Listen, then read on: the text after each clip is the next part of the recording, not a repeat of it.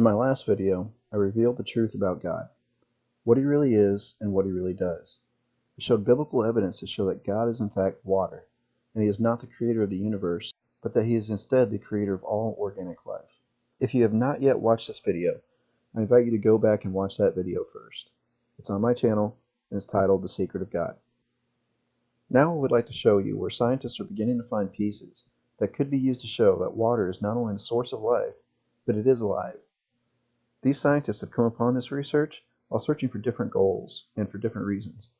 But the basis of their findings is the key to proving that water itself is a conscious, aware, sentient, living being. This will, however, be a different type of conscious, aware, sentient being than we are used to seeing, and will likely be the most basic form of consciousness.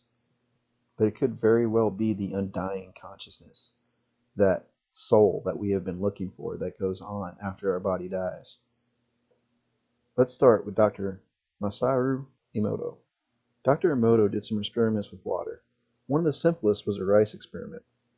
In this experiment, he took 3 jars of cooked rice and spoke to them for over a month. To the first jar he spoke kindly to the second he spoke negatively to, and the third he completely ignored. Now what he found was that the rice that he spoke kindly to was still clean and healthy looking after a month. The rice he spoke badly to turned black and molded, and the rice he ignored had mold and rot and overall looked completely disgusting. He went on to draw a lot of other conclusions and experiments which grew wilder and wilder. Most of his experiments could not be repeated, but the rice experiment I've seen repeated many times over by many different people. You can easily find videos of people doing this experiment at home and finding very similar results. Now, while he and many others believe that what they were seeing was that our thoughts were affecting the world around us, that isn't exactly what they were seeing. What they were seeing is that water was responding to positive and negative stimuli in an emotional way. If it were simply the thoughts affecting matter around us, then you would see something similar if it were done with the dust from the earth. That isn't what Dr. Emoto believed. That's why his research went into the crystal formations of water after being exposed to different types of stimuli.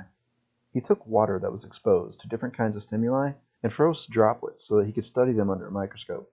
But this was also where his research was widely disputed as being unrepeatable, and his controls were disputed as being not worthy of modern-day science. But he wasn't the only scientist to study the formations of water. Here you can see that many scientists across the world have reason and research to believe that water, in fact, can hold memories. The Aerospace Institute in Stuttgart has discovered a relatively simple way of making the structure of a drop of water visible. The researchers have had their efforts rewarded by insights into a very beautiful world. Each drop has a face of its own, unmistakable and unique. Why are the individual drops so different from one another? We got a lot of people to come to a lecture hall here at the Institute, gave them all the same water, had them make drops at exactly the same time, collected all the drops, and then discovered that each individual produced different images from the same water. And here you can see the results. Here on the right you can see that the images of the individual students are different, but those made by a given student are all quite similar. Every one of water's properties is unique, and they do not easily fit into the generally accepted laws of physics. Science has not yet been able to answer the question of why water is the only substance on the planet that can exist in 3 states: liquid, solid, and gaseous. Why does water have the highest surface tension of all liquids? Why is it the most powerful solvent on Earth? And how, in defiance of the Earth's gravity, is water able to rise through the trunks of gigantic trees? Water has memory.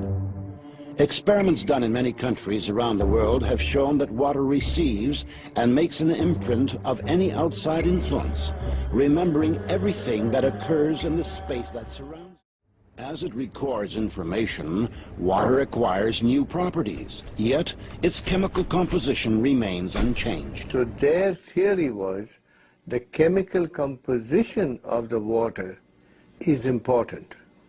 Now the sensational news is that that is nonsense. The structure of water is much more important than the chemical composition.